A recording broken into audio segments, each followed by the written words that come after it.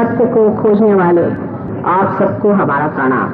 लेकिन सत्य क्या है, सत्य को पाना माने क्या? सत्य की खोज जरूर इंसान कहता है, लेकिन वो ये नहीं जानता कि सत्य क्या है। सत्य बहुत सरल सी चीज है। सत्य ये है कि ये सृष्टि सारी परमात्मा ने रची है और उस सृष्टि में उसने आपको एक सुंदर मानव स्वरूप में आशीर्वादित किया हुआ है और इस मानव स्वरूप को अब उस परमात्मा को जानना है।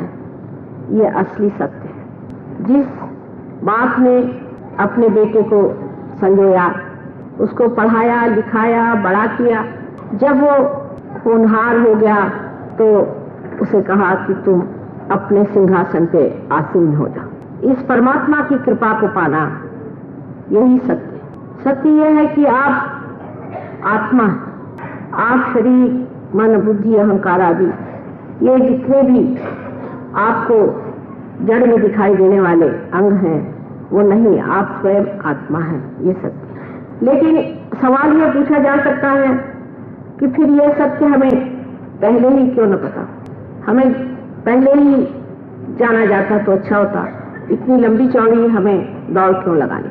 इसके लिए बाइबल में लिखा गया है कि परमात्मा ने तो चाहा था कि आपको सारा ही सुख एक साथ दे दें, लेकिन मनुष्य को ये इच्छा हुई कि वो खुद जाए, वो खुद सब चीजों के बारे में जाने कि वो चीज क्या है, ये पृथ्वी क्या है, ये पृथ्वी कहाँ से आई, ये दुनिया कैसी बनी।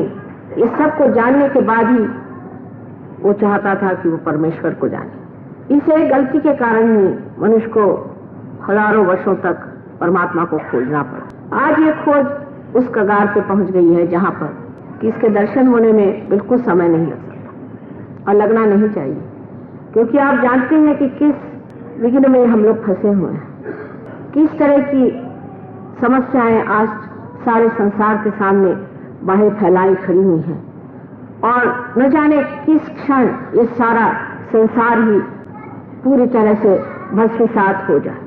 हम लोग इसकी ओर नजर करें या न करें, जो वस्तु स्थिति है वो इसी प्रकार अत्यंत गंभीर है। इस चीज से हम अनभिज्ञ नहीं है, लेकिन मनुष्य के पास एक बड़ी भारी किमिया है कि वो सत्य से दूर ही रहना चाहता है, उससे भागना चाहता है। मनुष्य को ये मालूम है कि उसकी मृत्यु किसी क्षण भी हो सकती, तो भी वो इससे अनभिज्ञ रहता है परमात्मा की माया में कि उसका मृत्यु कभी भी हो सकता है। इसलिए जो जीवन का समय है ये बहुत महत्वपूर्ण है और इस जीवन में जो कुछ पाना है सो इसी जीवन में पाना है।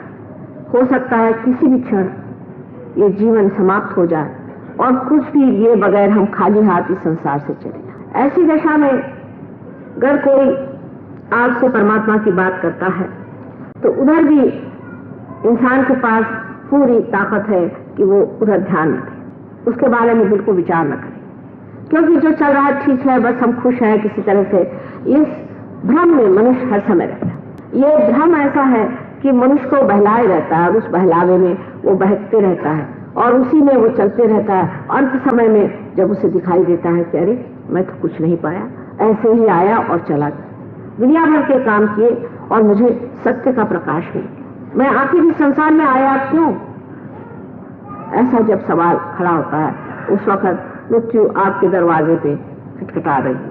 यही हाल आज अपनी वर्तमान स्थिति का है कि जब भी मैं अखबार उठा के पढ़ती हूँ तो देखती हूँ कि घोर नर्क संसार में तैयार होता, घोर नर्क। ये तो कहते थे कि घोर कलिजुग है, लेकिन कलिजुग का भी जो बिल्कुल ही गया बीता हाल है वो आज संसार में हो रहा है। और इससे भी इंसान घबराता नहीं, वो हर चीज में अपने को एडजस्ट कर लेता है।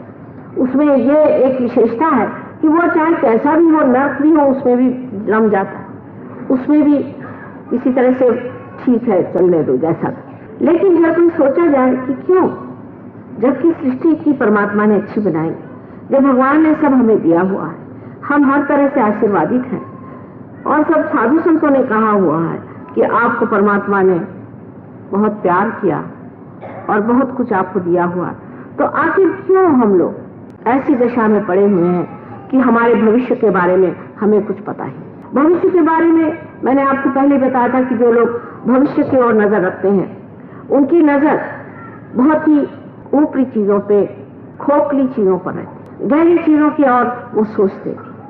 भविष्य की ओर ज्यादा से ज्यादा सोचेंगे तो ये सोचेंगे कि भाई हमारे घर में कितना सामान हम ला सकते हैं, क्या चीजें हम जोड़ सकते हैं, आगे के लिए हमें क्या करना चाहिए, किस तरह से हमारा मकान बना जाना चाहिए, बच्चों की पढ़ाई लिखाई का क्या इंतजाम होगा, उनके लिए इंश्योरेंस क्या करना है, वगैरह वगैरह। इस तरह की बेकार की चीजों पे सारा समय चला जाता है। क्या पता कल का भविष्य हम अपने बच्चों के लिए कैसा बना रहे, उनका क्या हाल होगा, क्या पता।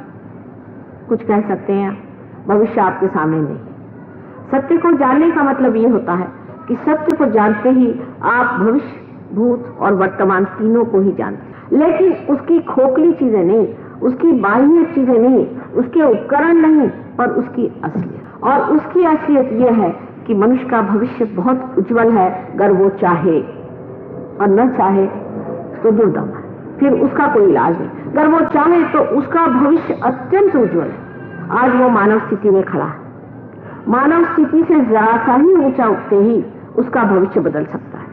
सारा कुछ जो कुछ आज वर्तमान में इतना दुखदाई और दुर्धर दिखाई दे रहा है, वो सारा ही एकदम से खत्म हो करके मनुष्य उस भविष्य के ओर ऐसा अग्रसर होता है कि उसे आश्चर्य होता कि वाकई में क्या मैं वही हूं जो था, जो मैं संसार में आया था, क्या मैं वही हूं।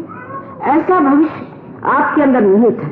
जैसा कि मैंने आपसे पहले बताया था कि एक बीज में उसका जो कुछ भी भविष्य का नक्शा है, जो उसमें से पेड़ निकलने वाले हैं, सभी सूक्ष्म से लिखे हुए हैं। इसी प्रकार आपका भी भविष्य आपके ही अंदर लिखा हुआ है। वो इस प्रकार जैसा कि आज आप देख रहे हैं, जो आपके सामने है, इसी से आप अपना भविष्य जान सकते हैं। पहले तो ये जानना चाहिए कि सूक्ष्म में हम क्या है। जब तक आप इसे नहीं जानिएगा, आप अपने भविष्य के बारे में भी नहीं जान सकते कि सूक्ष्म में हम किस लिए बनाए गए, हमारे अंदर क्या क्या शक्तियां हैं और हम कौन सी शक्ति को प्राप्त कर सकते हैं।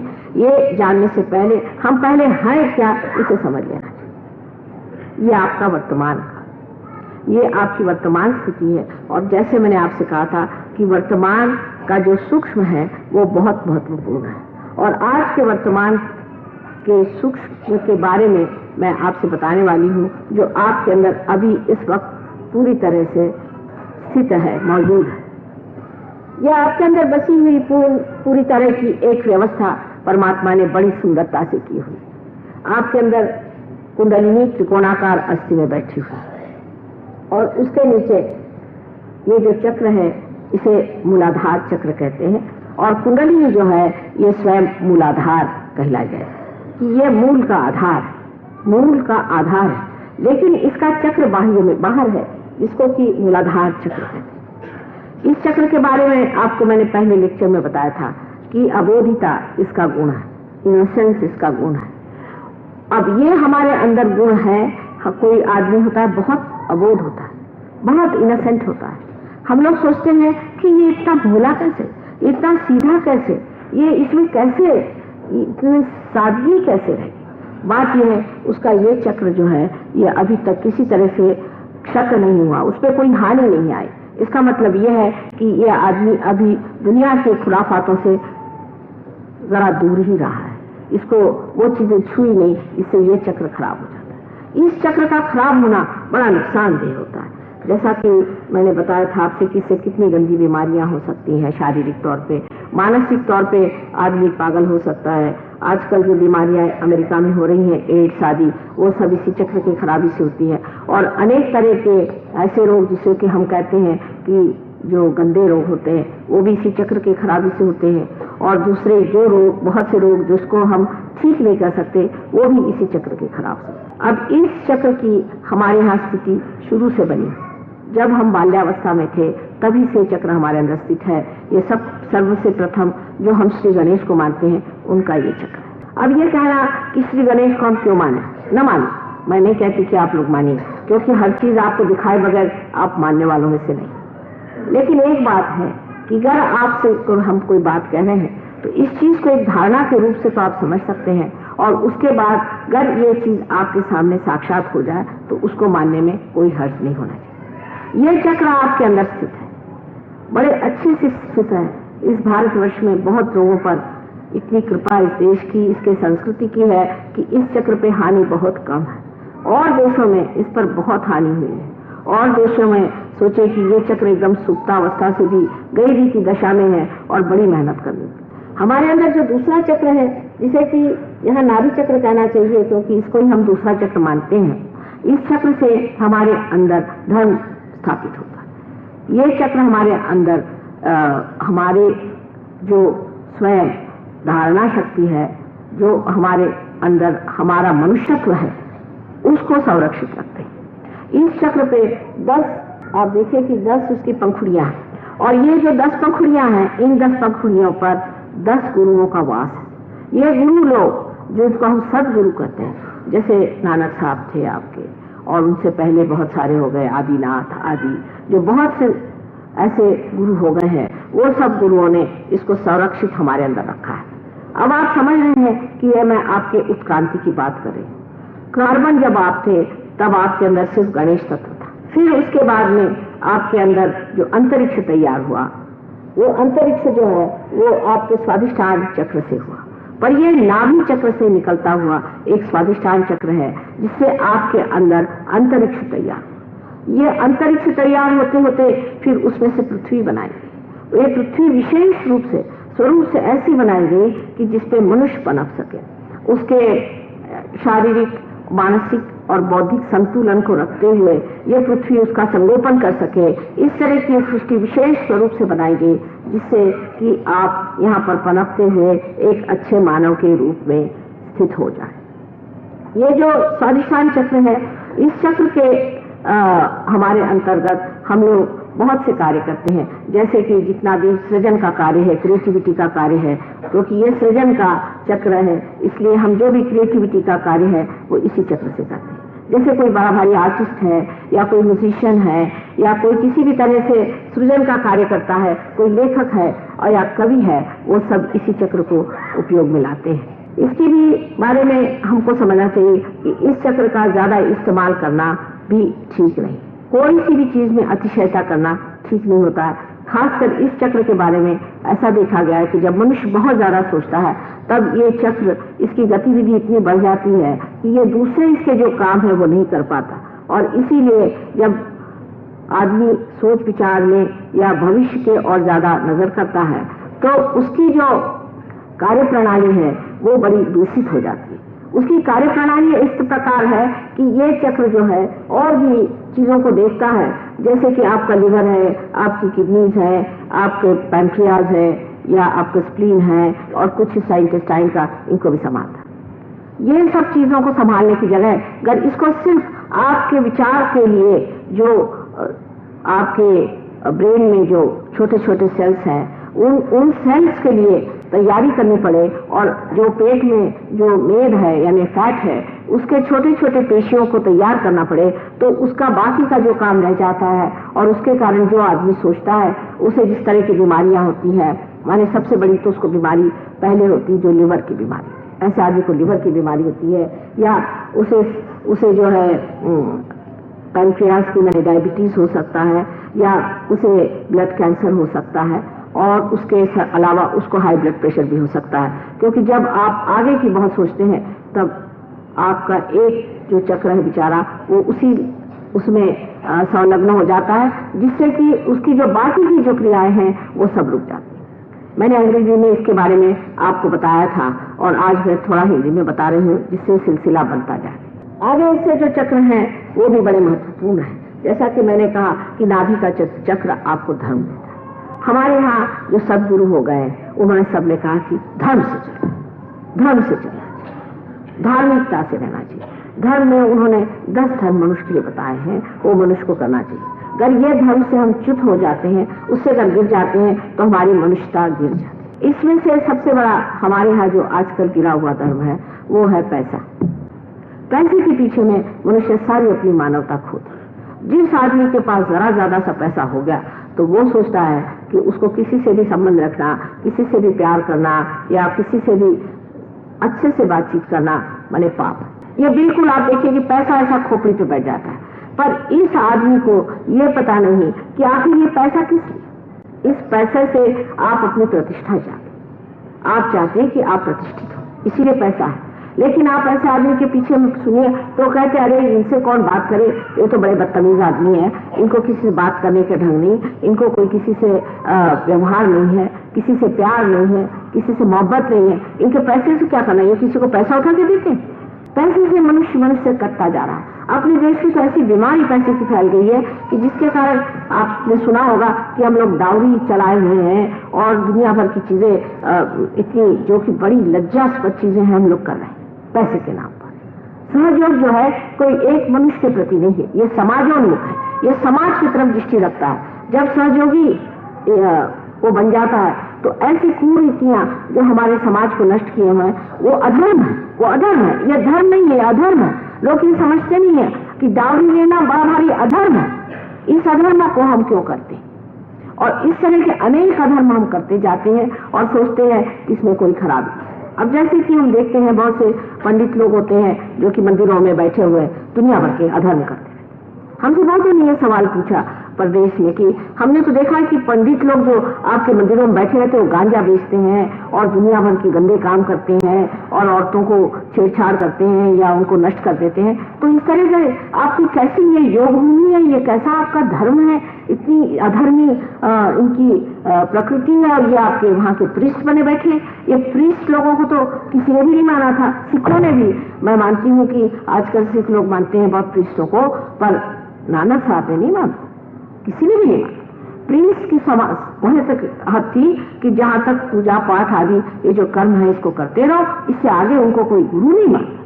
लेकिन अपने यहाँ ये प्रीस्ट का क्लास ऐसा आ गया कि उसने कोई भी तरह का धर्म नहीं रखा, क्योंकि वो सोचते हैं अरे हम तो जानते हैं भगवान चीज क्या है, ये तो पत्थर ही है, इसको तो हम इतना पैसा खाते हैं, ये करते हैं वो करते हैं, और तो भी ये भगवान तो कुछ करता नहीं, उलट करके बेकार ये लोगों को बेवकूफ बनाने का एक अच्छा तरीका है, ढकोसला बना के रख दिया हमने मंदिर का और यहाँ पर वो ये नहीं जानते कि भगवान उनको कितनी सजाएं दे रहा, उसको नहीं समझ रहे। हम आपसे बताएं कि एक वृंदावन के महाशय जी थे, वो हमारे पास आए और हमसे कहने लगे कि हमारे यहाँ सबको बड़ी बीमारियां लग जाती हैं, पता नहीं क्या क्या, उन्होंने 2500 बीमारियां गिना दी।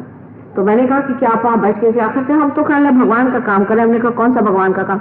यही कि हम पैसा ऐसा लेते हैं लोगों से और अपना उधर निर्वाह करते हैं। मैंने कहा ठीक है, तो और बीमारियां भी आप लीजिए।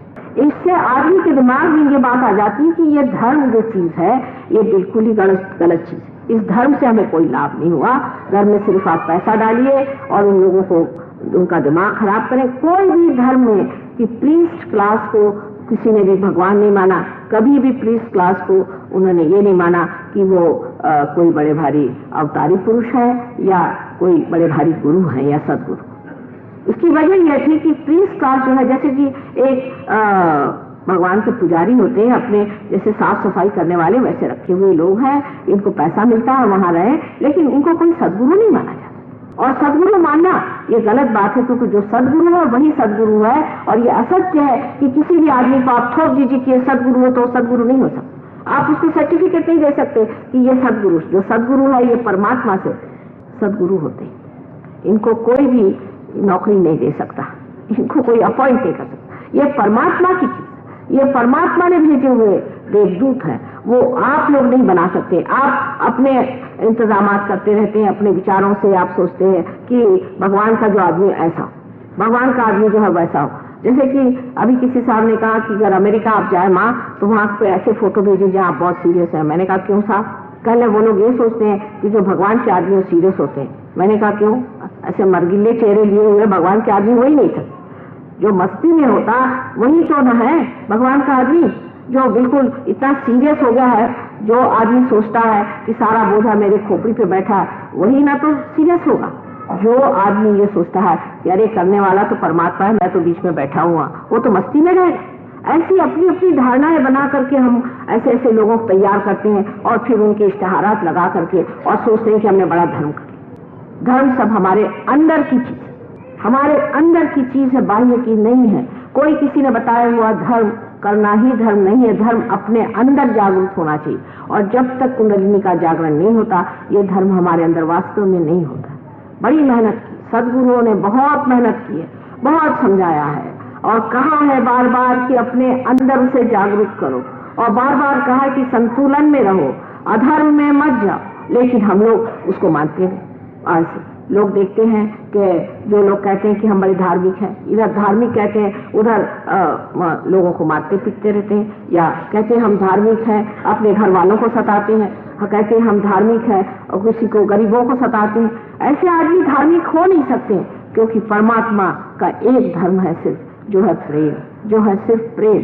प्रेम के अलावा परमात्मा और कुछ नहीं। अगर उसको हमारे प्रति प्रेम नहीं होता तो उसने हमें इंसान न बना, इतनी मेहनत रखी होती, हालांकि हमने उसके प्रति कुछ नहीं किया। अगर इंसान सोचे आज हमने भगवान के प्रति क्या किया, ये तक तो नहीं हुआ कि हम धर्म से रहे, ये तक तो नहीं हुआ कि हमने प्रेम बांटा, ये तक तो नहीं हुआ कि हमने दूसरों की कोई पूछताछ करी जो उसी के बंदे बैठे हुए। सब गलत सलत चीजों को धर्म मान करके जब हम चल पड़ते हैं, तब अपने बच्चे पूछते हैं कि अगर यही धर्म है तो हमें ऐसा भगवान नहीं चाहिए। वो भी उनकी बात सही। तो सहयोग जो है एक समाजोन्मुख है, समाज की तरफ उसकी दृष्टि है। जब आप सहयोग में आते हैं तो आपको ये सब गलत धारणाएं अपनी तोड़नी पड़ती, तब बहुत से लोग बुरा मान जाते हैं। कि जैसे समझ लीजिए कोई सहयोग में आया और हमने कहा कि देखिए आप डावरी नहीं ले सकते, तो वो नाराज होकर चले जाते हैं। चले जाए, भले चले जाए, क्योंकि यहाँ गलत आदमी बिठाने से फायदा क्या? क्योंकि सहयोग चीज ऐसी है कि जिसमें आपको कुछ बनना पड़ता है, कोई सर्टिफिकेट नहीं मिलने वाला आपको कि आप साथ सहयोगी हो गए, आपने इससे बनना पड़ता है। अगर आप इसमें कुछ बनिएगा नहीं तो आपके हाथ में चैतन्य नहीं आएगा, नहीं आपको माना जाएगा कि आप आत्म साक्षात्कारी पुरुष हैं। अभी संत साधु हो, हमारे यहाँ कबीरदास जी हो, नानक साहब हो गए, बड़े बड़े संत साधु हो गए, उनके कितने नाम दिए जाए उतने कम है। उनको क्या कहना पड़ता था कि आप ये गलत काम मत करो, वो गलत काम मत करो, क्या ऐसा उन्हें बताना पड़ता था? वो स्वयं ही धर्म में खड़े रहते थे, वो स्वयं ही धर्म की बात करते थे। उनको कभी भी ऐसा तो नहीं कहना पड़ा कि आप ये गलत काम मत करो, इधर मत जाओ, शराब के गुत्ते पे मत जाओ। क्यों नहीं करते? आखिर ये सोचना चाहिए कि वो उनके पास भी शरीर धारणा थी, तो वो ऐसे गलत काम क्यों न करते थे, और क्यों वो प्रेम में इतने अभिभूत रहते थे?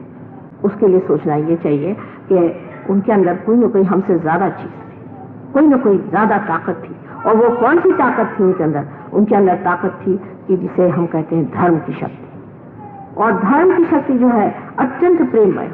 इसके अनेक उदाहरण हमारे यहाँ है।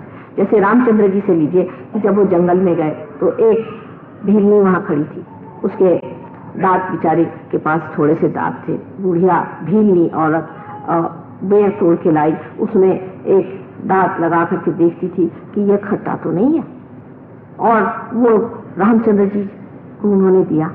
रामचंद्र जी सर में लगा करके, हृदय में लगा करके उसको खाया, और अपनी पत्नी से कहते कि इतने अच्छे तो मैंने कभी फल कोई खाए ही नहीं दिया।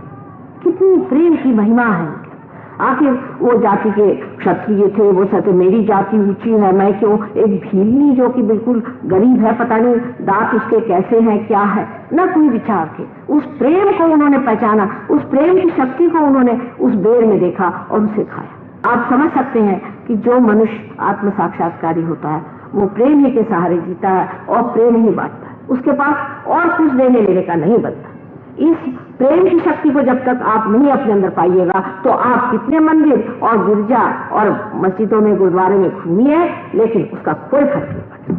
पहली चीज पहचान, एक आदमी आत्म साक्षात्कार होने के वो प्रेम से भरा, इतना प्रेम और इतनी क्षमा उसके अंदर। बुद्ध को एक बार एक आदमी ने बहुत परेशान कर दिया, और जब वो कुछ आगे गए तो उस आदमी ने जाकर के उनकी क्षमा मांगी दूसरे गांव में। तो उन्होंने कहा तुम किसकी क्षमा मांग रहे? कहे आपकी बुद्धदेव, मैंने आपको बहुत अपमानित किया, मुझे क्षमा करिए। कहे कौन से बुद्धदेव? जो वहां थे वो तो अब खत्म हो गए, ये तो दूसरे बुद्धदेव आ गए, अब बोलो। ऐसे ही कृष्ण के लिए कहा जाता है कि विदुर के घर जाके उन्होंने साथ खाए, विदुर के घर जाकर साथ खाए। ये हम गाते हैं, कहते हैं, समझते हैं, लेकिन हम अपने जीवन में नहीं देखते कि हम अपने जीवन में किसी को कितना प्यार देते। सास बहुओं को सताएगी, बहू सास को सताएगी, भाई भाई बहन को काटेगा। ये जो आज वैमनस्य सारे संसार में फैला हो, इसका कारण ये है कि हमारे अंदर प्रेम की शक्ति जागरूक नहीं। आपस में तो गला काटना, कोई सिख है तो कोई हिंदू है तो कोई मुसलमान है, तो इस देश के टुकड़े टुकड़े करके रख दिए इस वैमनस्य की वजह। ये सोचना चाहिए कि हमारे अंदर ये शक्ति अभी जागरूक नहीं। सारा संसार एक है। परमात्मा ने कोई अलग अलग चीजें थोड़ी बनाई, सारा संसार एक है। ये तो बड़ा भारी कलाकार है, उसने अलग अलग चीजें बनाई कि एक पहाड़ी बना दी, एक नदी बना दी, कुछ और बना दिया। लोग इसका मतलब थोड़ी कि आप अलग अलग बन के बैठिए और झगड़ा करिए। जो चीज उन्होंने आपको दी उससे प्रेम उभरना चाहिए, उसके अलावा और कुछ नहीं होना चाहिए। किंतु है नहीं। इसकी वजह यह है कि हम जागरूक नहीं। जिस वक्त हम जागरूक होते हैं, जब हमारी कुंडलिनी जागरूक होती है, जब इन चक्रों से गुजरती है, तब हमारे अंदर पहली संवेदना आती है जिसे हम सामूहिक चेतना कहते हैं। सामूहिक चेतना का मतलब यह है कि हमारी जो नसें हैं, जो हमारे सेंट्रल नर्वस सिस्टम है, क्योंकि उत्क्रांति की बात है ना, ये उत्क्रांति में जो नया पदार्पण होता है, जो नया स्टेप आप लेते हैं, उस स्टेप में आप महसूस करते हैं कि आपके हाथ में ही आप महसूस करने लगते हैं, इन उंगलियों के चक्रों पे ही आप जान जाते हैं कि आपकी क्या दशा है और दूसरों की क्या दशा। यह जब घटित होता है तब दूसरा कौन है, सवाल ये खड़ा होता है कि दूसरा है कौन। जब ये सवाल आता है तब फिर प्यार का सागर उमड़ता है कि दूसरा कौन है। ये तो मेरा ही है, ये तो मेरा ही सब कुछ है, अब दूसरा कौन है। दूसरा जब कोई रहा ही नहीं तो झगड़ा किस चीज का। जब सब हमारे ही अंदर हो गए तो किससे झगड़ा किया जाए। क्या इस आंख को निकाल दिया जाए कि इस उंगली को काट दिया जाए। ऐसा विचार सिर्फ दिमागी नहीं होता है, ये हमारे नर्वस सिस्टम में आ जाता है। जैसे कि हम गंदगी को अपनी नाक से सूंघ सकते हैं, उसी तरह वैमनस्य की गंदगी हमारे अंदर एकदम से महसूस होने लग जाती है और चाहते हैं नहीं ये चीज। जब धर्म जागृत होता है तो हमारी इतनी धार्मिक चेतना जबरदस्त हो जाती कि उस धर्म के अंदर हमें बताने की जरूरत नहीं कि अधर्म क्या है, मनुष्य एकदम उसे छोड़ देता। पर इन लोगों ने बहुत मेहनत की। इससे एक तो फायदा है कि इनके बूते पे हम भी कह सकते, नहीं तो हमारे लिए लोग कहते कि आप कहां से कह रहे। इन सब ने बता दिया कि जो आदमी धार्मिक होता है वो प्रेम में ही सब कुछ पाता है। इस चक्र के नाभि चक्र में आपके लिए जो विशेष चीज है वो है धर्म, और धर्म संतुलन को देता है। मनुष्य में संतुलन होना। जिस आदमी में संतुलन नहीं है वो धार्मिक नहीं। कोई सा भी फैनेटिसिज्म धार्मिक कभी नहीं हो सकता। संतुलन में ही आप जागरूक हो सकते हैं। अब आप ही बताइए कि संसार में कौन सी ऐसी चीज है जो एक तरफा चलती है। अगर मोटर में अगर एक पहिया हो और एक ही तरफा चले तो वो क्या चल सके। अगर साइकिल है उसको भी जब तक आप बैलेंस नहीं करेंगे, उसमें संतुलन नहीं देंगे, क्या वो चल सके। जो चीज चलना है, जो चीज आगे बढ़ना है, जिसकी प्रगति होनी है, जिसकी उत्क्रांति होनी है, ऐसी जो भी चीज है उसमें संतुलन होना जरूरी है। एरोप्लेन है, अगर उसमें संतुलन नहीं हो तो वो क्या उड़ान करेगा, वो नहीं कर सकता। पर तब इंसान ये सवाल पूछेगा कि आखिर ये भी क्यों, धर्म की क्या जरूरत है। लोग तो ऐसे ऐसे सवाल पूछते हैं कि आप लोगों की कुंडलिनी क्यों जागरूक करते हैं। एक साहब ने ऐसे सवाल पूछ लिया कि कुंडलिनी क्यों जागरूक करते हैं। मैंने कहा ये तो ऐसा ही हुआ कि सारा रामायण पढ़ाने के बाद आप मुझसे पूछ रहे हैं कि राम की सीता कौन थी। या तो इनका मतलब ये होगा कि जब हमें इसमें से कोई फायदा ही नहीं है दुनियावी दृष्टि से, कि पैसा भी नहीं मिलता और ना ही कोई इससे फायदा होता है, तो हम क्यों कर रहे हैं। तो इसका मतलब है किसी का भला करने में पहले ये लिख लेना चाहिए कि साहब इससे कितना फायदा होगा, इसे कितना इनकम टैक्स बचेगा, इतने क्या करेंगे। हमें तो इनकम ही नहीं तो हमारा टैक्स क्या बचने वाला। इस तरह की लोगों की वृत्ति चलती है कि आखिर क्यों। और ये भी सवाल पूछा जाता है कि धर्म क्यों, धर्म से मनुष्य क्यों अच्छे से रहे, क्यों उसकी अपनी 10 जो शक्तियां हैं उसको वो स्थित रखे और संतुलन में रखे। इसलिए कि उसको उड़ान करना है, उसको ऊंचा उठना है, उसको आत्मा बनना है, उसको ऊपरी जो जिंदगी है जिसको कि हम कहते हैं कि आत्मिक जिंदगी, उसको पाना है। ये पाना आपको है इसलिए कि आप बने हुए हैं इस चीज के, आप बने हैं इसलिए, इसीलिए आप संसार में आए हैं। भगवान ने आपकी मेहनत बेकार में नहीं करी। जो आपको इंसान बनाया वो इसलिए नहीं कि इंसान बनने के बाद आप फिर से मिट्टी बन जाए, कि फिर से आप कोई जानवर बन जाए, पर इसलिए कि आप आत्मा स्वरूप होकर के उसके सुख को पाए। इसलिए भगवान बनाया है। ये सत्य हमें जान लेना चाहिए। हम लोग तो अब ये सोचते हैं कि जो कुछ भी हमें मिला है, ये शरीर, ये आंखें, ये हाथ, ये जैसे कुछ हमारा हक था इससे मिला, हमें मिल गया, अब इससे आगे हमें कुछ करना ही। ये आपको मिला नहीं, दिया गया है। ये सब आपको आशीर्वादित किया गया है। इससे आगे क्या करना, आगे कहाँ जाना, यही सूक्ष्म जो हमारा भविष्य है उसकी और हमारी नजर नहीं, और जो बेकार की चीज है उसकी और हमारी नजर। जब ये हमारे अंदर जागृत हो जाती है, ये उत्कंठा या ये क्यूरियोसिटी कि अब इससे आगे हमें कहाँ जाने का है, इससे आगे हमें क्या पाने का है, जिस वक्त आपके अंदर ये तृष्णा जागृत हो जाती, ये इच्छा जागृत हो जाती, उस वक्त कहा जाता है कि आप साधक। और ऐसे साधकों को मेरा नमस्कार। जो साधक है वो है जिसने कि जान लिया कि इससे परे कोई चीज, इससे परे कोई चीज है, ऐसा जिसने समझ लिया वही साधक है। अब जो कि नाभि चक्र है, ये लक्ष्मी का तत्व है। इस लक्ष्मी तत्व में हम घूमते रहते हैं। सारा लक्ष्मी तत्व जो है पैसा कौड़ी ये वो दुनिया भर की चीज, और फिर धर्म के चक्कर, ये सब चक्करों में हम घूमते रहते हैं। लेकिन इससे परे कोई ना कोई चीज होनी चाहिए, क्योंकि अभी तक जो हमने किया, हमने इतना किया। एक मुसलमान शेख गुरुजी करके हैं, उनका माँ मेरे तो हालत खराब गई, घुटने मेरे टूट गए नमाज पढ़ते पढ़ते। तो मैंने कहा चलो इससे कुछ फायदा नहीं, तो मैं वारकरी हो गया। मैं पंडरी जाता था अपनी हमारे यहाँ ताल कहते हैं उसे, जो जंजीरा बजाते हैं, वो बजाते बजाते एक एक महीना वहां जाता था, वहां सर रोज फोड़ता था भगवान के सामने। मुझे भगवान तो मिले नहीं, और अब आगे मैंने सोचा कि ऐसा तो है नहीं, इसमें तो भगवान नहीं, आगे क्या। तो फिर क्या मैंने दाढ़ी बढ़ा ली, ये किया। मैंने सोचा चलो मैं भी अवधूत हो जाता हूँ, मैं कहता हूँ कि मैं भी अवधूत, वो भी करके देख लिया। फिर दूसरा और कुछ करके देख लिया नाटक, तो परमात्मा मिले नहीं। मैंने कहा कि परमात्मा है कहाँ। जब वो हमसे मिले तो हमने कहा कि बेटे तुम्हारे ही अंदर परमात्मा, क्यों काहे रे बन खो जन जाए, तुम्हारे ही अंदर परमात्मा है। लेकिन उसकी ऐसे पागल जैसे खोजने की क्या जरूरत है तुमको, इधर उधर भागने की जरूरत क्या है। किसने कहा था कि एक मील जा करके एक महीना जा करके और पंढरपुर जाओ, ये किसने कहा। तुम ज्ञानेश्वर जी का नाम लेते हो, क्या उन्होंने कहा था। उन्होंने कहा था जाइए, उन्होंने तो नहीं कहा था। उन्होंने तो कहा था कि ध्यान में परमात्मा को पाया जाए। जब ध्यान कहा गया है तो क्या आप बैठ करके परमात्मा का ध्यान किया आपने, क्या आपने सोचा कि आगे जाना है। जिस दिन ये मनुष्य के मन में भावना आई, उसी दिन लक्ष्मी से महालक्ष्मी का तत्व बन जाता। जिस दिन ये विचार उसके अंदर जागृत हुआ कि इससे आगे कोई चीज पाने की है, उसी दिन उसका जो लक्ष्मी तत्व है वो महालक्ष्मी तत्व बन जाता। और महालक्ष्मी तत्व जो है उसी से हमारी सुषुम्ना नाड़ी जो है, जो पूरी ऊपर से नीचे तक मध्य मार्ग है, जिसे मिले बात कहा जाता है, वही मध्य मार्ग पूरी तरह से स्थापित हो जाता है। उस मध्य मार्ग में जो शक्ति है वो इस वक्त सीमित है, लेकिन नजर आपकी ऊंची हो जाती, नजर आपकी ऊंची हो जाती। धीरे धीरे ये बाह्य की उपकरण और ये जो आंदोलन है ये सब खत्म करके इंसान उस दिशा की ओर बढ़ता है जिधर उसे बढ़ना है। आप कहें कि हमें कुंडलिनी का जागरण नहीं करना है, न कराइए, कोई आपको जबरदस्ती कभी कोई कर ही नहीं सकता है। ये तो जब तक आपके अंदर महालक्ष्मी का तत्व जागृत नहीं होगा तब तक हमारे हाथ टूट जाएंगे, आप पार नहीं हो सकते। अगर आपके अंदर ये महालक्ष्मी का तत्व जागृत हुआ कि इससे परे कोई चीज जिसे पाना है, और जो आज तक हम करते आए वो तो सिर्फ तैयारियां थी, वो कुछ हमने रास्ता उठाया नहीं अभी तक, हमारी कदम अभी तक उधर बढ़े नहीं।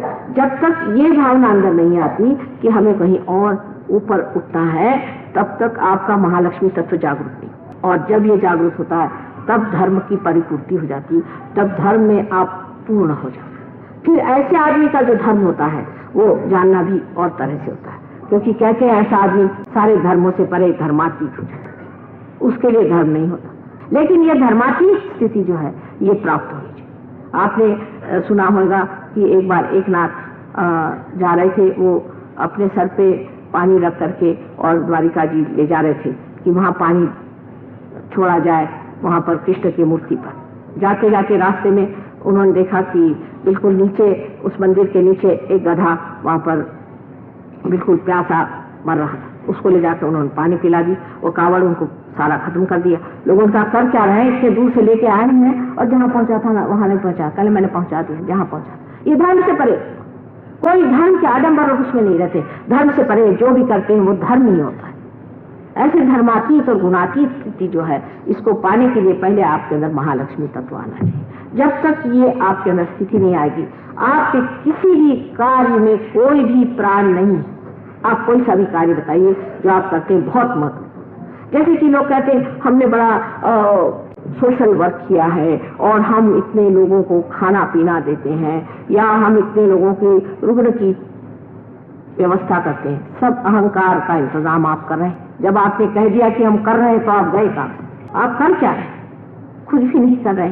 ये तो आप किसी से रुपया लिया, इकट्ठा किया, और अगर आपने 25 लोगों को या 100 लोगों को भी वहां ला करके और उनकी रुग्णचर्या करी तो उसमें क्या? आपने अगर रुपया भी दे दिया तो उसमें क्या?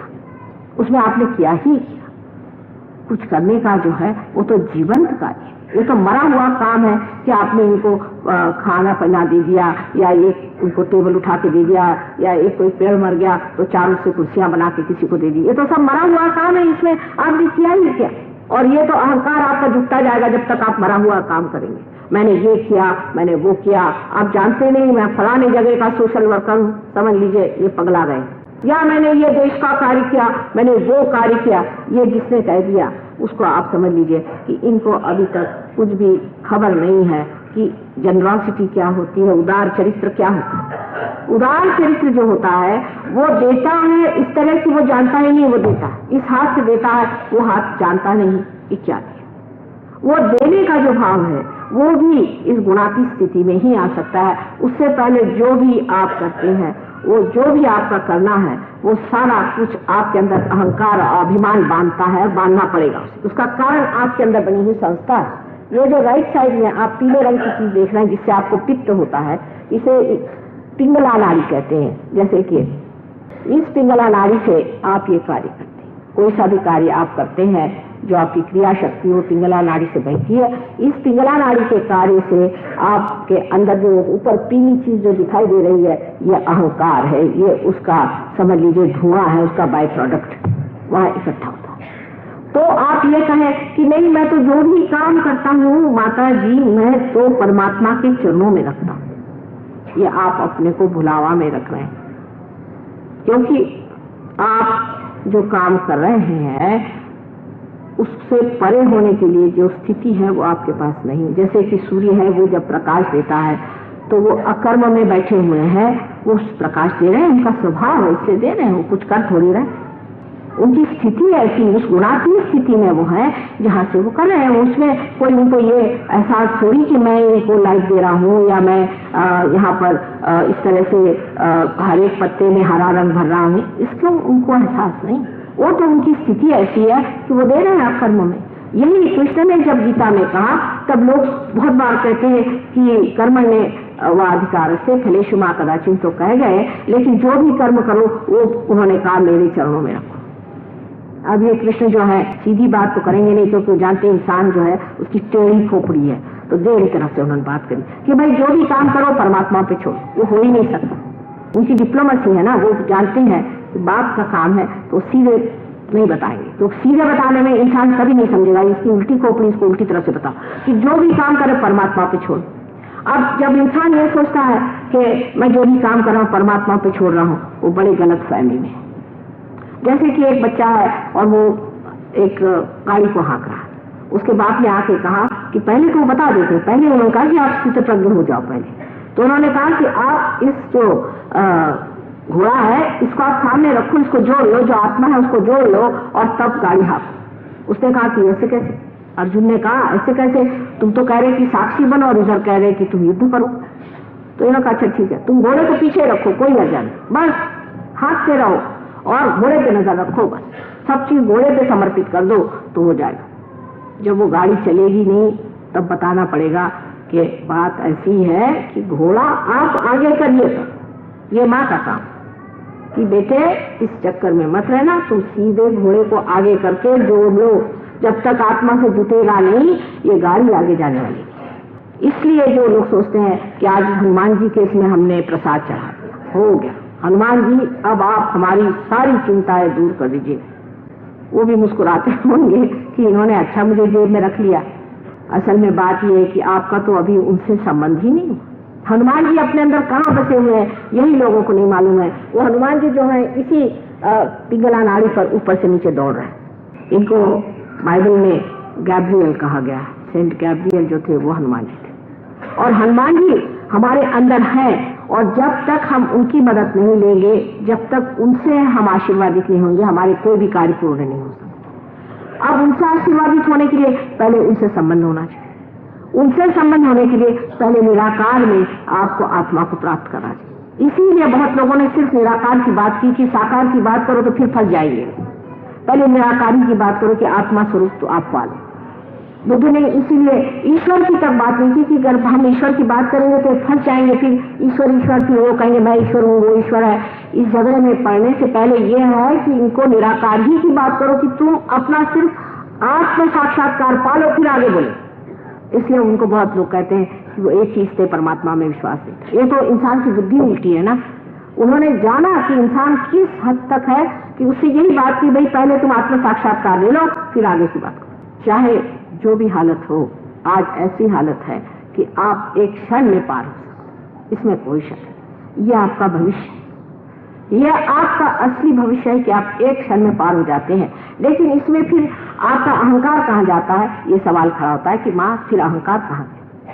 उस वक्त क्या होता है हमारे अंदर जो चीज घटित होती है वो बड़ी बड़ी कमाल की चीज कि जब कुंडलिनी जागरण होता है तो वो हमारे माथे में यहाँ जो आज्ञा चक्र की ये खिड़की है, आप देखिए ऊपर में, उस आज्ञा चक्र में जागृत हो जाती है। जब वहां की देवता, जब वो जागृति हो जाती, महालक्ष्मी है महालक्ष्मी, जैसे ही वो जागृत हो जाती है तो वो सारा की सारा आपका अहंकार और आपका प्रतिअहंकार माने जो कंडीशनिंग है वो सारा खींच लेगा। तो प्रतिअहंकार या जिसे आप मनस कहते हैं या कंडीशनिंग कहते हैं, जिसे कि आप गहरे नीले रंग में देख रहे हैं और पीले रंग की जो दोनों ये थैलियां हैं ये अंदर एकदम खिंच जाए अपने आप। इसको आपको नहीं करना। बहुत से लोग क्रिया योग करते हैं, राज योग करते हैं, ये सब अंदर घटित होता, बाहर नहीं। कि जैसे एक साहब ने कहा कि जिस वक्त कुंडलिनी जागृत होती है तो खेचरी मुद्रा हो।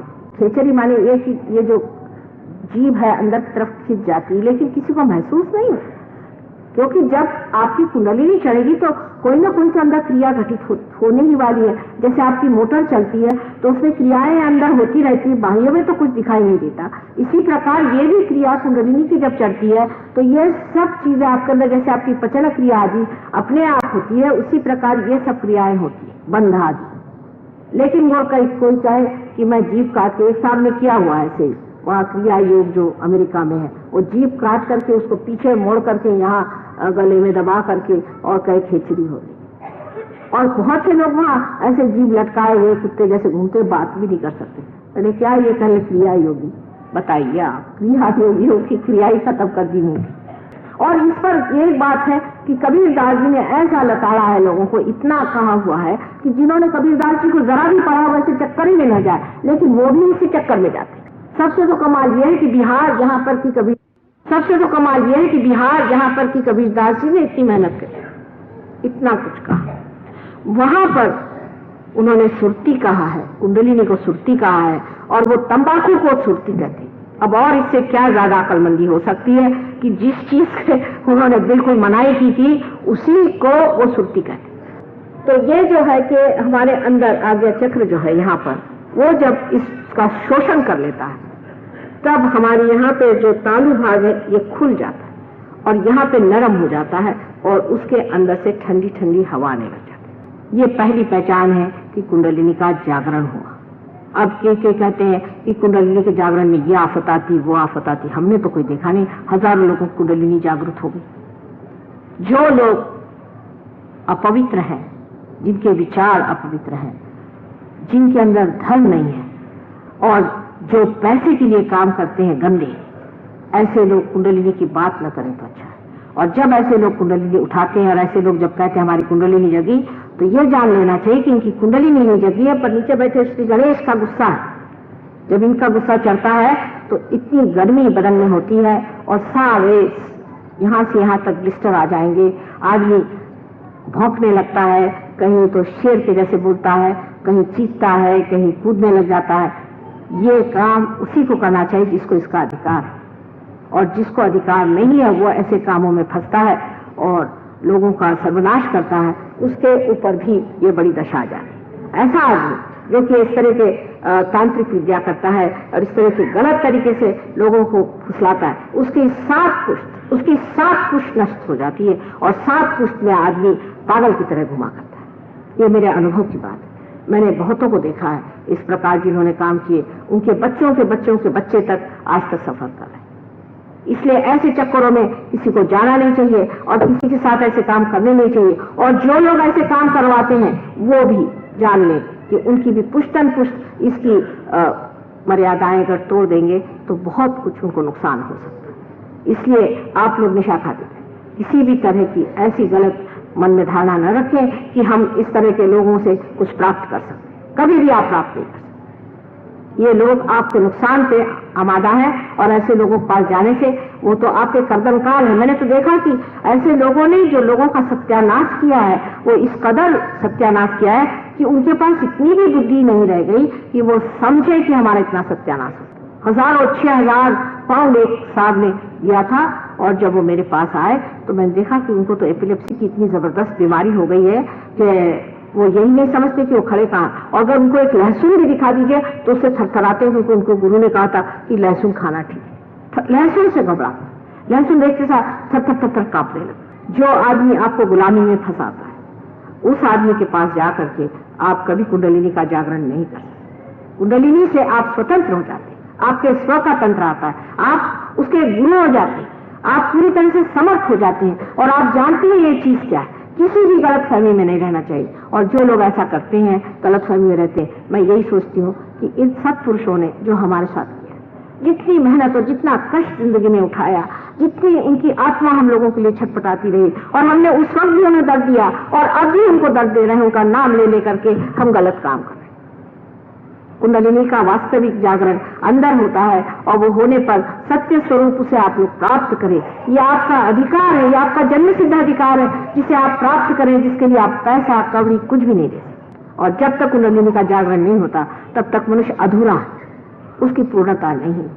तब तक ऐसा ही समझ लीजिए कि एक दीप है लेकिन उसमें अभी तक ज्योत नहीं है। ज्योत आते ही आप एक ऐसे प्रांगण में उतर जाते हैं, ऐसे डायमेंशन में उतर जाते हैं कि वो डायमेंशन आप देखते ही आप समझ लेते हैं कि अब तो मैं सब चीज का साक्षी हो गया। मैं सब चीज की तरफ एक साक्षी स्वरूप देखता हूं। जो कृष्ण ने कहा था कि आपको साक्षी होकर देखना है, लेकिन वो होने का तरीका जो है वो एकमात्र एकमेव है कि कुंडलिनी का जागरण। और कोई, चाहे कृष्ण ने उस वक्त नहीं कहा हो क्योंकि उनके पास समय नहीं था, या जिसने कहा हो उसने बहुत अधिक इससे कहा हो, इसका यह मतलब नहीं कि कोई एक विशेष धर्म ने कहा या दूसरे ने कहा, सब ने यही बात कही। यहां तक मोहम्मद साहब ने तो साफ कहा है कि जिस वक्त आपका रिजरेक्शन होगा, जब उत्थान होगा, उस समय में आपके हाथ बोले। अब मुसलमान कहते हैं कि उनके बाद कोई आने वाला नहीं, उन्होंने फ्यूचर की पूरी बात करी, उनको तो कोई पता ही नहीं। उन्होंने फ्यूचर की बात करी, भविष्य की बात करी कि उस वक्त आपके हाथ बोलेंगे। माने ये है कि हम जो अभी बोल रहे हैं इसकी पूर्ति बाद में होने वाली। लेकिन अब किसी से बताइए कोई सुनने को तैयार नहीं, क्योंकि कान तो सबने बंद कर लिए अपने गलत तरीके के जो उन्होंने मार्ग बनाए गए। आपको अगर सत्य चाहिए तो सत्य आपके अंदर बसा हुआ। अपने साथ आप जाति मत करिए, अपने साथ अन्याय मत करिए, क्योंकि आप इंसान बन के संसार में आए हैं। ये परमात्मा ने आप पे बड़ी मेहरबानी की कि आप इंसान बन करके आए हैं। इसको आप प्राप्त करें और उसका परमात्मा का जो आनंद है कि आप उसके साम्राज्य में विराजें, वो उसे देना चाहिए। इस देने में आप क्यों रुकते? बेकार की धारणा है क्योंकि हम इस धर्म में पैदा, क्योंकि उस धर्म में पैदा, क्योंकि हमारे बाप ऐसे थे, क्योंकि हमारी माँ ऐसी थी। लेकिन आप क्या, आप अपने बच्चों को क्या देने वाले? क्या वही घिसी पिटी बातें, वही बातें जिससे कुछ पाया नहीं है? जो पाने का है सो अत्यंत सूक्ष्म है लेकिन अत्यंत सरल और सहज। ऐसे सहज को पाना, यही सत्य को पाना। पहले तो हमारी मन की तैयारी होनी चाहिए कि माँ हमें तो सत्य ही चाहिए और हमें कुछ नहीं चाहिए। ऐसे जो वीर हो कि जो सत्य के सिवा कोई चीज नहीं मांगते, वही सहयोगी हो सकते हैं, नहीं तो नहीं हो सकते। क्योंकि सहयोग में आने के बाद भी मैं देखती हूँ लोगों में कि माँ हम तो ऐसा सोचते हैं कि हमारे जरा गुरु हैं, जरा पैसा ऐसा खाते हैं क्योंकि उनको कुछ और रोजगार नहीं है। लेकिन अब क्या भाई, तुम अपने गुरु हो गए, अब काय को गुरु पाले हुए हो? जब तुम्हारी तंदुरुस्ती भी तुम्हारे गुरु अच्छे नहीं रख सके इसलिए तुम मेरे पास आए, तो उसको काहे पाल के रखा? जो असल है उसे ही पाना है, जो नकल है उसे छोड़ देना है, जो वास्तविक है उसे देखना है, जो वस्तु स्थिति है उसी को जानना है। ये जब हम धारणा बना लेते हैं तब आपके अंदर सहज में जमीन ऐसी तैयार हो जाती कि ऐसे आदमी को समझाने की जरूरत नहीं, उसका अनुभव ही उसको सिखा देता। और जो कुछ अनुभव शून्य आज तक रहा है उसमें ही आप समाधान मत माने, क्योंकि आपको अभी तक उसका अनुभव नहीं है। कल आप अपने बच्चों को क्या देंगे, या अपने ही मन को आप क्या समाधान देंगे? क्या रटने से ही हो जाएगा? क्या पढ़ने से हो जाएगा? किसी भी चीज से नहीं हो सकता। कबीरदास जी ने कहा है, पढ़ी पढ़ी पंडित मूर्ख भय। तो मैं सोचती थी कि ऐसा कैसा कह रहे। अब मेरी समझ में आया कि वो जो पढ़ते हैं वो सोचते हैं जिसे गीता पढ़ी वो तो सोचता वो व्यास मुनि बन गया। कोई जो कोई किताब पढ़ता है वो सोचता कि वो वही बन गया, फिर और वो कोई चीज सोचता ही नहीं। ऐसे भी लोग मैं देखे कि किताब रखेंगे और कहेंगे अच्छा अभी भगवान का नाम लेकर के मैं खोलता हूँ भविष्य क्या देख लो। उसमें तो एक सेंटेंस को पकड़ लेंगे, कल इसका भविष्य मतलब ये है, ये कौन तमाशा। इससे भी बढ़ के लोग ऐसे होते हैं कि इतना छोटा सा कोई से भी किताब जो कि मानी जाए, जैसे बाइबल है या कोई इनका तौरात होता है या अपना ग्रंथ साहब है, कोई सी भी किताब हो, जैसे गीता है, कोई सी भी छोटी, उसको इतनी छोटी बना ली और यहाँ बांध ली, हो गया।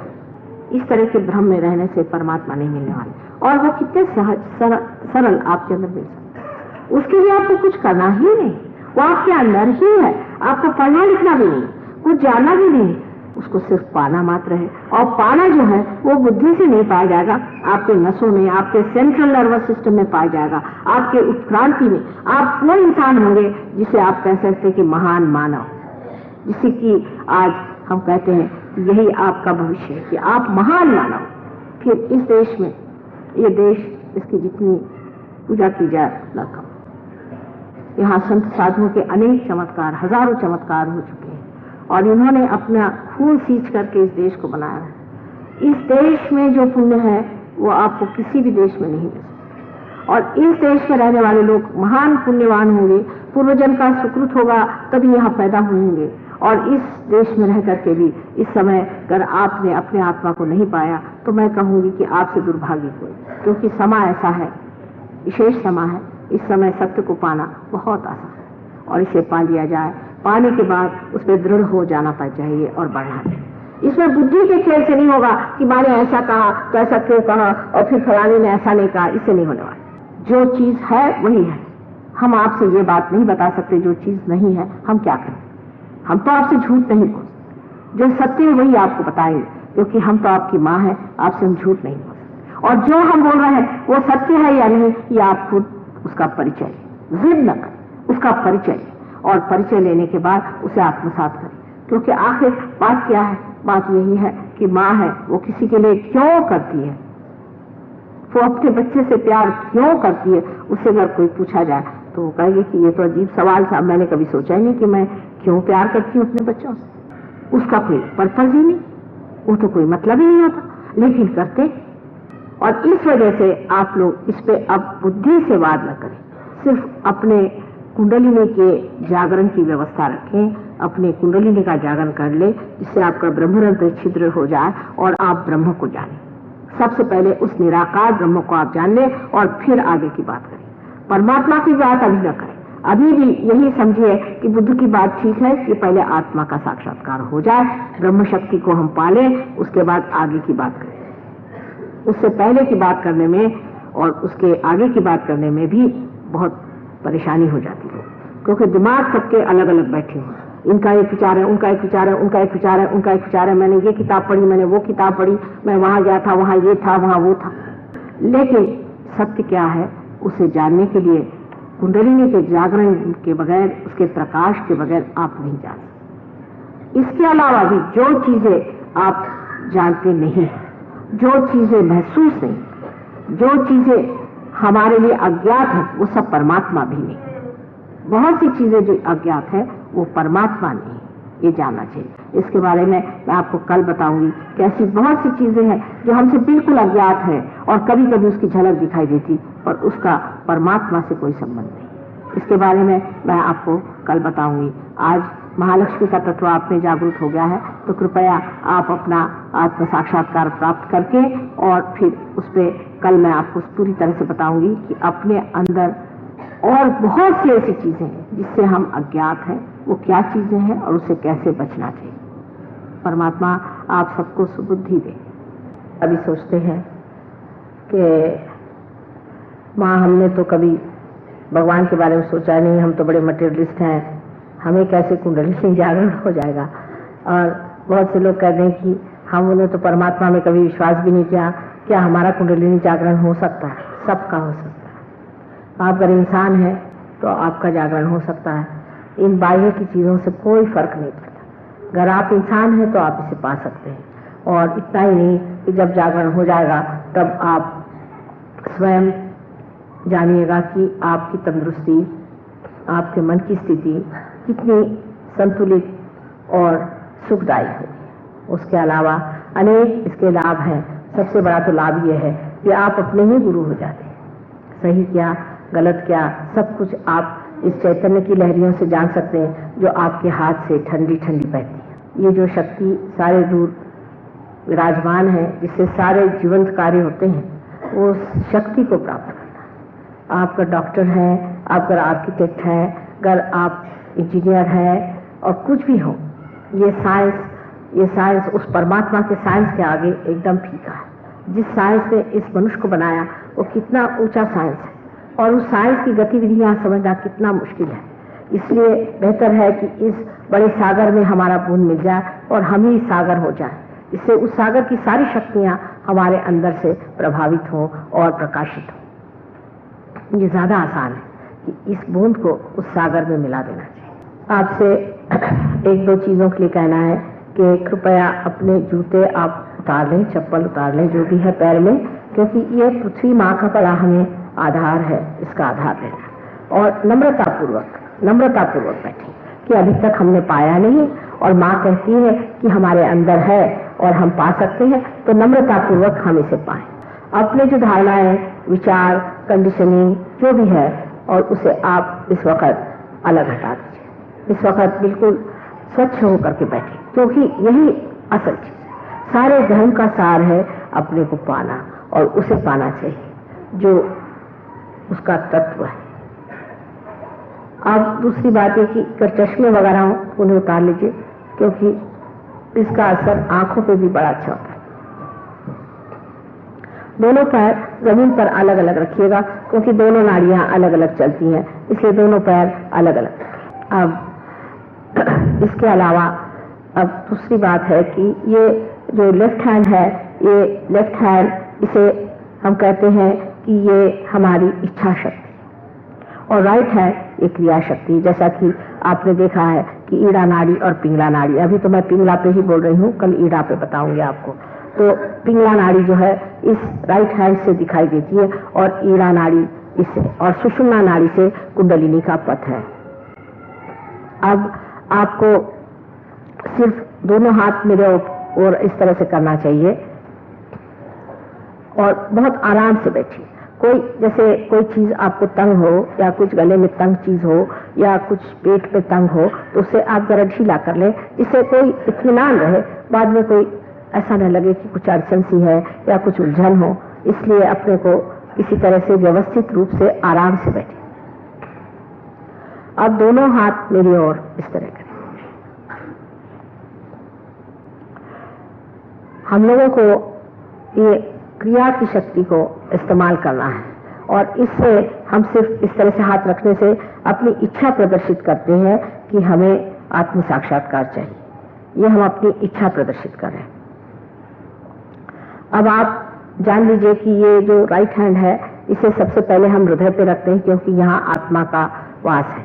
उसके बाद एक एक मैं बता देती हूँ, फिर आपको बताऊंगी कब रखने का। यहाँ पर रखने का है। फिर पेट के ऊपरी हिस्से में स्वादिष्टान चक्र का जो ऊपरी हिस्सा है, वहां पर हमारा गुरु तत्व है।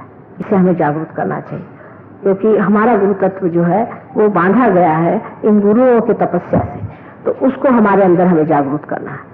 उसके बाद नीचे का जो पेट का हिस्सा है, वहां पर स्वादिष्टान चक्र जो है वो शुद्ध विद्या करता है। मैंने शुद्ध विद्या उसे कहते हैं कि जो परमात्मा का साइंस है, उसकी जो कार्य प्रणाली है उसको वो चलाता है, यानी उसका टेक्निक जो है उसको चलाता है। इसलिए नीचे में जो स्वादिष्ठान चक्र है उसे हम कहते हैं कि ये शुद्ध विद्या का चक्र है। उसके बाद फिर वापस इसी तरह से हृदय तक आकर के हम यहाँ पर विशुद्धि चक्र जो है, विशुद्धि का जो लेफ्ट साइड है, वहां हाथ रखते हैं। अब आपको एक एक चीज मैं समझा दूंगी, सब बात आपको समझा दूंगी। जो गुरुओं ने और कवियों ने और बड़े बड़े ऊंचे लोगों ने जो बातें कही थी उसका जितना भी गुप्त है वो सारा मैं आपको समझा दूंगी। अब ये विशुद्धि चक्र बहुत जरूरी चीज है हमारे अंदर, वो इस चक्र, इस विशुद्धि चक्र को हमें इस तरह से पकड़ना चाहिए, क्योंकि लेफ्ट साइड का विशुद्धि चक्र अधिकतर हिंदुस्तान में लोगों का पकड़ता है। इसलिए इस जगह हाथ रख करके हम अपने ही हाथ से उसको शक्ति दे रहे हैं। इस हाथ से शक्ति आ रही है और हम अपने ही हाथ से खुद ही अपने चक्रों को खोल करके अपनी कुंडलिनी को उठा रहे हैं। उसके बाद इसे हम आज्ञा चक्र कहते हैं। इस आज्ञा चक्र पे भी इस तरह से हाथ रखा जाए, इस तरह से। अंत में एक पीछे जो यहाँ पर है, जिसको कि हम ऑप्टिक लोब अंग्रेजी में कहते हैं, जो कि यहाँ पर पीछे में सर का जो हिस्सा है, इसे आज्ञा का दूसरा अंग होता है, उसको भी इस तरह से पकड़ा जाता है। और अंत में ये जो ब्रह्मरंध्र है, यहाँ पर ब्रह्मरंध्र है तालु में, यहाँ पर शून्य शिखर पर अनहद बाजिरे, कबीरदास जी ने लिखा शून्य शिखर पर अनहद बाजिरे। जब कुंडली में उठती है तो ये हृदय का जो अनहद माने जो बगैर परकशन के किसी चोट के जो आवाज होता है हृदय की, लब डब लब डब, वो यहाँ सुनाई देती। बहुतों को सुनाई नहीं देती, बहुतों की तो खट से कुंडली निकल आएगी। तो उन्होंने बताया कि शून्य शिखर पर अनहद बाजिरे, वही अनहद जो है यहाँ आपको नाद सुनाई देता है। और उसके बाद जब वो रुक जाता है तो यहाँ से ठंडी ठंडी हवा ऐसे निकलने लग जाती है। तब समझना चाहिए कि कुंडलिनी ने ब्रह्मरंध्र को छेद तो दिया है, लेकिन हाथ से भी निकलना चाहिए, हाथ में भी महसूस होना चाहिए। और जब ये हाथ में महसूस होने लग जाता है, उस वक्त आपको आश्चर्य होगा कि एकदम आपके अंदर शांति विराजती है। ऐसे ही आज्ञा चक्र पे चढ़ते ही साथ आप निर्विचार समाधि में उतर जाएंगे, लेकिन उसके बाद उसकी स्थिति बहुत गहन हो जाती है। जब आपके हाथ से भी ऐसी ठंडी ठंडी हवा आती, यही ब्रह्म शक्ति आपके अंदर बह रही है। इस ब्रह्म शक्ति को आप प्राप्त करते हैं। जब इसको आप प्राप्त करते हैं तब वही कहते हैं जो कि सबने ही कहा है कि अपने अंदर बसा हुआ जब चिराग जल उठता है तो उसका प्रकाश इस तरह से बहता है और चारों ओर प्रकाश ही प्रकाश हो जाता है। चारों ओर का प्रकाश महसूस होता है, क्योंकि इसके पहले वो प्रकाश जाना ही नहीं जाता है, उसका स्पंदन ही नहीं जाना जाता है। उसके बाद चारों ही ओर उसी का आपको प्रतीति आती है, उसकी एक्सपीरियंस होता है कि वो यहाँ पर है, अभी यहाँ ठंडी हवा आ रही, यहाँ पर ठंडी हवा आ रही और लहर ऐसी आती। अब किसी को कहे कि कौन गुरु है कौन नहीं है, किसी ने कहा कि आप माँ इनको क्यों मानती है, उनको क्यों नहीं मानती, आप ही देख लीजिए, आप देखिएगा जो असल है उनसे ऐसी ठंडी ठंडी हवा आएगी कि कुछ पूछे। अपने शिरडी के साईनाथ पे एक बार ऐसे हमने फोटो देखा पहली मर्तबा और 1 मिनट रुक गए। तो हमारे पति ने कहा क्या हुआ? हमने कहा कि ये तो हमने पहले देखा ही नहीं था। वो खड़े हो गए तब, कहने ये क्या है? मैंने कहा यही तो है सब। तो उनकी समझ में नहीं आ रहा था ये खाई क्या रही। लेकिन अब ऐसे अनेक बार हो चुका। एक बार हम कश्मीर गए थे, तो कश्मीर में जब सफर कर रहे थे तो एकदम से मैंने कहा भाई देखो बड़ी जोर के वाइब्रेशन आ रहे हैं यहाँ पर, कहीं पता करो यहाँ कोई मंदिर है कि गुरुद्वारा है कि क्या है, पता करो, कोई ना कोई चीज जरूर होगी। तो वो कहने लगा नहीं साहब, तो वीरान जगह यहाँ कुछ नहीं। मैं कहा नहीं होना ही चाहिए। तो फिर उसके बाद उसी हमने कहा इसी रास्ते से आप चलते चलिए, वहां कुछ मुसलमानों के घर थे। तो मैंने कहा कि भाई यहाँ कोई मस्जिद है कि क्या मंदिर है क्या? नहीं, कहने ये तो इकबाल साहब यहाँ है। अरे मैंने कहा इकबाल साहब? इकबाल मोहम्मद साहब का वहां था और उसके वाइब्रेशंस 5 मील दूरी पर मैंने रखे। और मैंने कहा कि ठीक है, कहने आपको तो कुछ दर्शन नहीं हो सकते। मैंने कहा कोई हर्ज नहीं, हमने तो बहुत दूर से उनके दर्शन ले लिए, तुम लोग यहाँ झगड़ा करते रहो। ये चीज, इस चीज को जब तक आप पाते नहीं तब तक सब बात करना बेकार है। अंधे के आगे क्या रंग बताएं और बहरे के आगे क्या संगीत कहें, ऐसी हालत। लेकिन आप सभी इसको पा सकते हैं, ये विशेष बात है और इसलिए सब लोग इसे पा लें। अब लेफ्ट हैंड मेरी ओर करें और आंख को पूरी समय बंद रखें, आंख बंद न करें, क्योंकि अंतर योग है, आपका चित्त अंदर की ओर खींच जाएगा। इसलिए बेहतर है आप आंख बंद करें और आंख न खोले किसी भी तरह। और कोई आदमी जो नहीं करना चाहते वो कृपया चले जाए, क्योंकि वो दूसरों को डिस्टर्ब क्यों करा जाए। इसमें तो ऐसा है ना कि you have to be civil to other people. ये तो मेरी समझ नहीं आता, बहुत से लोग हैं कि हमें नहीं कुछ करने का, तो आप जाइए बाहर, आप क्यों दूसरों को परेशान करें। ये ध्यान का मार्ग है, ध्यान में सब लोग शांति से ध्यान कर रहे हैं, अपनी आत्मा को पा रहे हैं। आपको नहीं करना तो आप तशरीफ ले जाइए, आप क्यों दूसरों को परेशान करें।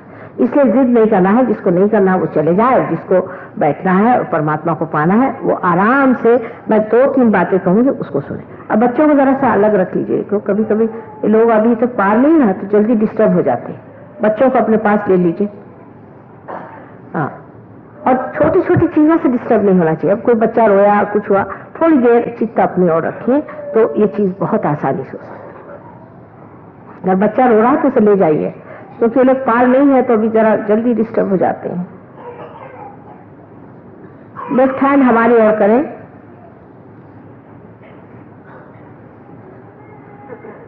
और आंख को बंद रखें। अब राइट हैंड हाथ पे रखें, अपने हृदय पे रखें, दिल पे रखें, दिल पे राइट हैंड रखें। लेफ्ट हैंड हमारी ओर और राइट हैंड दिल पे रखें और आंख बंद कर लें, आंख नहीं खोलें। अब इस हृदय में आत्मा राम रहते हैं, आत्मा है, परमात्मा का जो प्रतिबिंब है आत्मा, वो इस हृदय में है, और उनकी जो शक्ति है आदि शक्ति वो आपकी कुंडलिनी माँ है। इसलिए आप अपना हाथ हृदय पे रखें और ये कहें कि माँ मैं आत्मा हूँ। अपने कुंडलिनी से कहें माँ मैं आत्मा हूँ, जो आप हैं इसको मान्य करके कहें कि माँ मैं आत्मा हूँ। अगर आप नहीं मानते हैं तो आप सवाल पूछिए कि क्या माँ मैं आत्मा हूँ, मन में कहें।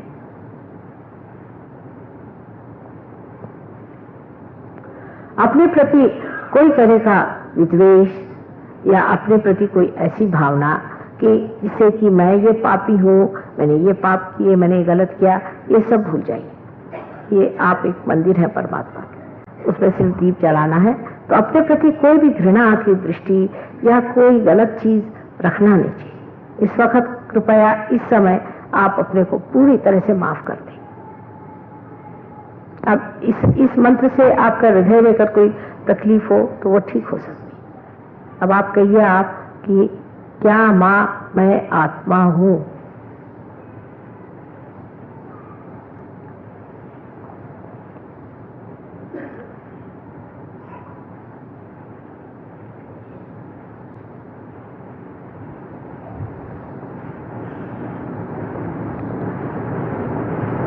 अगर आप आत्मा हैं तो आप अपने स्वयं के गुरु भी हैं।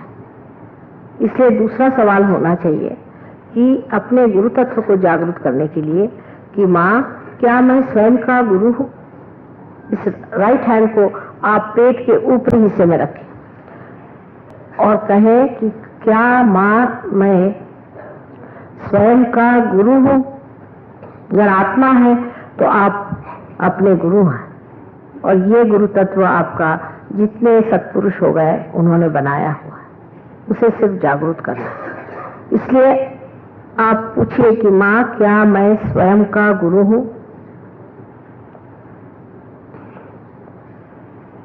इसमें कोई भी अपने प्रति अविश्वास नहीं होना चाहिए, पूर्ण विश्वास से आप हैं, पूर्ण विश्वास से कहें, अपने प्रति श्रद्धा और प्रेम से कहें, ये सवाल पूछें।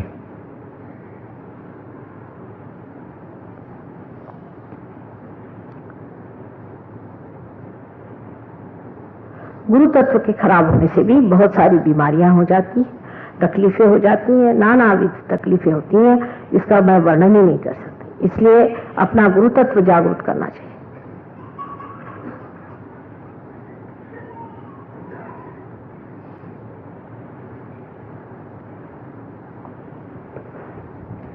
अब इस हाथ को आप नीचे के हिस्से में रखें, जहां पर कि मैंने आपसे बताया था स्वाधिष्ठान चक्र जो है ये इसकी कार्य प्रणाली को जानता है कि परमात्मा का टेक्निक, उसका जो तंत्र है उसे जानता है,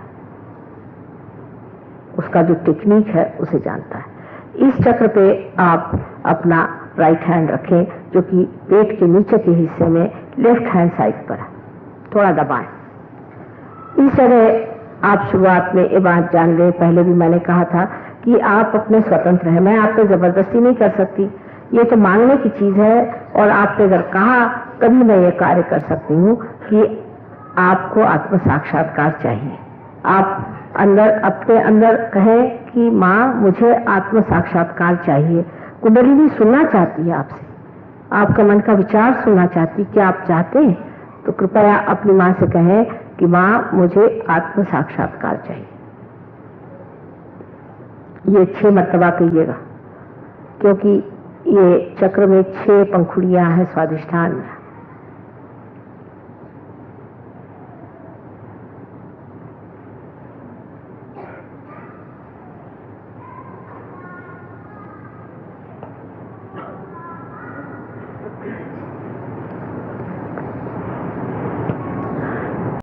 अब इसी राइट हैंड को उठा करके और लेफ्ट हैंड साइड में अपने पेट के ऊपरी हिस्से में रखें, जहां पर आपका गुरु तत्व है। ये कुंडलिनी का जागरण हलचल शुरू हो गई। अब इधर हाथ रखे, ये चक्र जो है इस जगह गुरु तत्व का चक्र है। यहाँ आप अपने ऊपर पूर्ण विश्वास करके और ये कहें कि माँ मैं स्वयं का गुरु हूँ। इससे सारे जितने भी सदगुरु हैं खुश हो जाएंगे। आप कहिए कि मैं अपने स्वयं का गुरु हूँ, क्योंकि उनका आशीर्वाद है आप पर। उनके आशीर्वाद से ही आप हो रहे हैं। माँ मैं स्वयं का गुरु हूँ। ये 10 मर्तबा कहिए, क्योंकि अपने अंदर 10 गुरु तत्व हैं।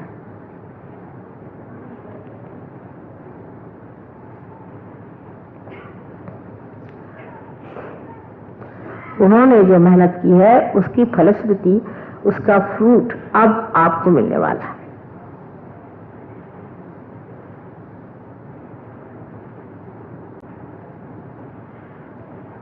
अब इसे 10 मर्तबा पूरे हृदय से आप कहें।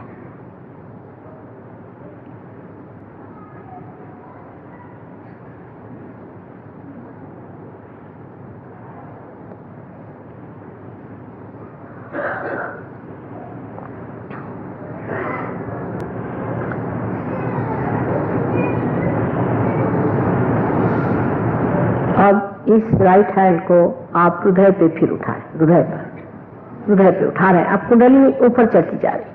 अब हृदय पे आकर के आप फिर पूर्ण विश्वास से आप कहें कि माँ मैं आत्मा हूँ। पूर्ण विश्वास से आप कहें कि माँ मैं आत्मा हूँ। ये आवाहन है कुंडलिनी का। माँ मैं आत्मा हूँ।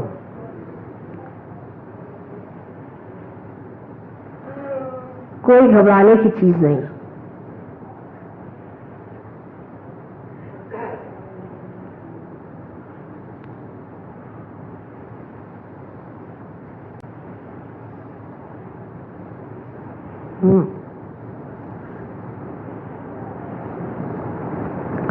ये आप 12 मर्तबा कहिए।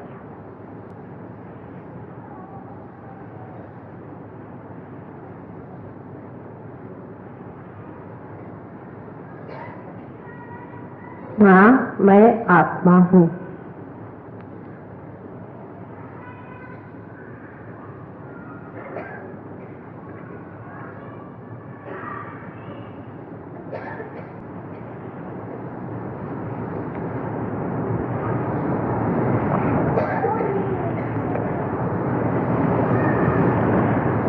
अब इस राइट हैंड को उठा करके अपने कंधे पर रखिए।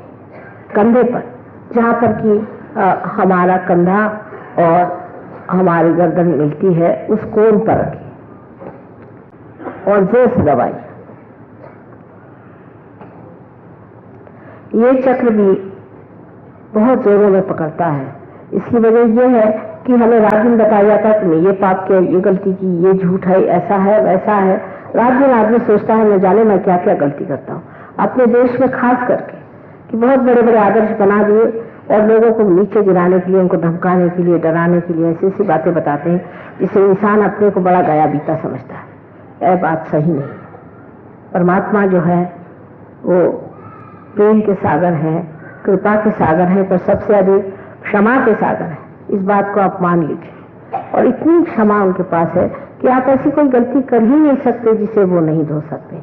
इसलिए आप जोर से यहाँ पकड़ के और पूर्ण विश्वास के साथ एक बात कहें 16 मर्तबा कि माँ मैं निर्दोष हूँ, माँ मैं निर्दोष हूँ, मुझमें कोई दोष नहीं, मैं निर्मल हूँ, मैं बिल्कुल निर्दोष हूँ।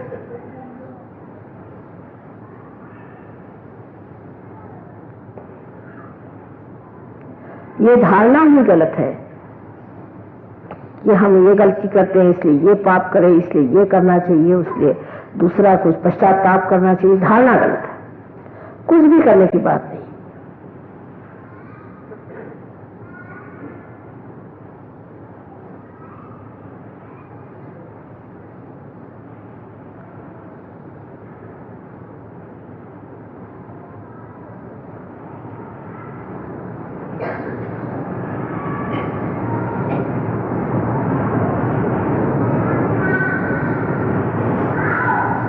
इस 16 मर्तबा कहने का है। 16 मर्तबा कहिए कि माँ मैं निर्दोष हूँ।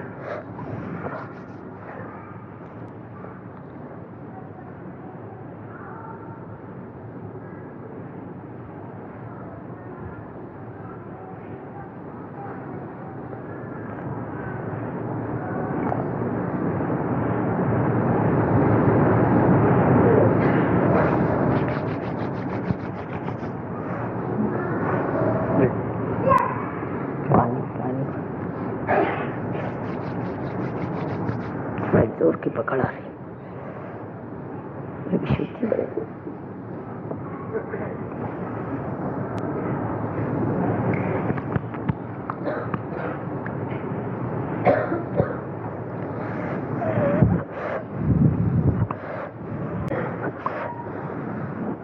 अब अपना हाथ आप अपने कपाल पर इस तरह से रखें जिससे कि आप दोनों साइड में इसे दबा सकें और जोर से, जैसे सर दुखता है तो हम लोग इस तरह से सर पकड़ लेते हैं, इस तरह से आप अपने कपाल को पकड़ लीजिए।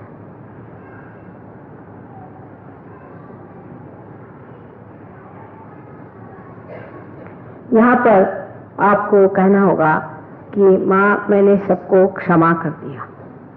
कितना बोझा हल्का हो जाता है। आप देखिए, सबको आप क्षमा कर दीजिए। और ये कहना कि हम क्षमा करना हम कर नहीं सकते क्योंकि मुश्किल काम है, ये गलत बात है। क्योंकि क्षमा करना न करना एक ही बात है, किंतु जब आप क्षमा नहीं करते हैं तब आप उन लोगों के हाथों में खेलते हैं जिन्होंने आपके साथ ज्यादती की। सबको क्षमा कर दीजिए। सबको, जिन्होंने आपके साथ ज्यादती कर ली उसको क्षमा करते हुए परमात्मा के हवाले हो जाते हैं। आपको कुछ उसकी परेशानी नहीं होती। आप कृपया कहिए कि माँ हमने सबको क्षमा कर दी।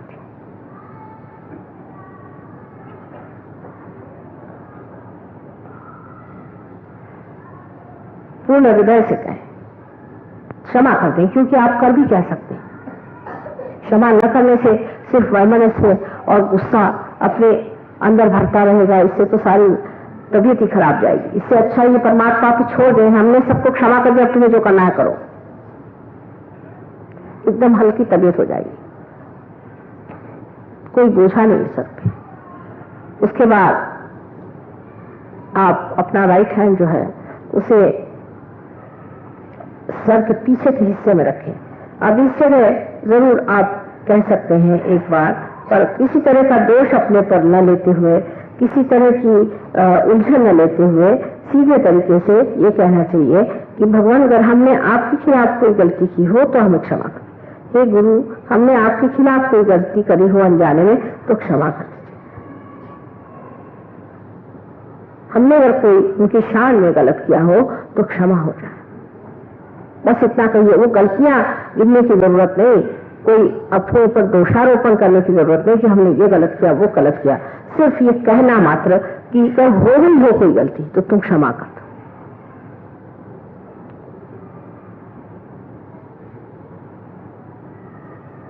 आशा आ गया।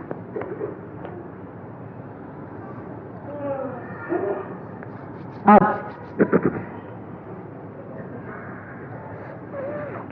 पकड़ा देगा इसमें।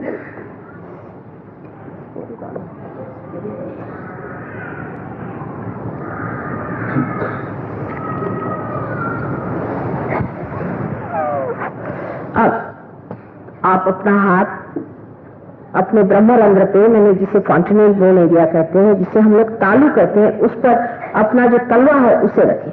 और अगर वहां तक पहुंचना हो तो अपनी उंगलियां वहां रखें। तलवे पर, तलवे की जगह उंगलियां रखे और थोड़ा दबा करके उसको घड़ी के कांटे जैसे घुमाइए। और इस मर्तबा आपको फिर वही विनती है कि मैं आपकी स्वतंत्रता जो है उसकी पूरी इज्जत करती हूँ, और आप जब तक ये खुद न कहेंगे कि आपको आत्म साक्षात्कार चाहिए, आप पे कोई जबरदस्ती कुंडलिनी नहीं करना चाहती। इसलिए आप ऐसा कहें अंदर कि माँ मुझे आत्म साक्षात्कार दीजिए, माँ मुझे आत्म साक्षात्कार दीजिए। 7 मर्तबा कहिए। यहाँ 7 चक्रों के पीठ है, सहस्त्रार के 7 चक्रों के पीठ है। इसके बारे में मैं आखिरी दिन आपको पूरा बताऊं। 7 मर्तबा कहिएगा कि माँ मुझे आत्म साक्षात्कार दीजिए।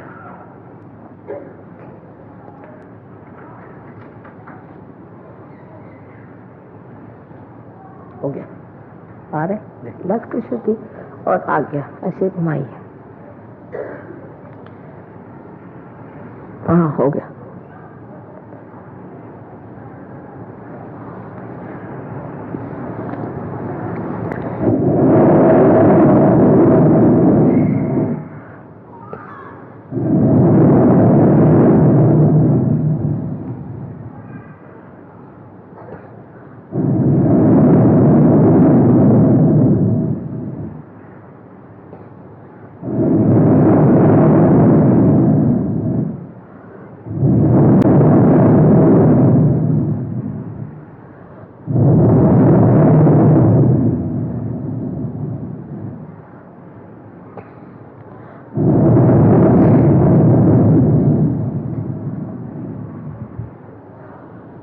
अब ये हाथ नीचे ले लीजिए, आराम से गोद में रखें।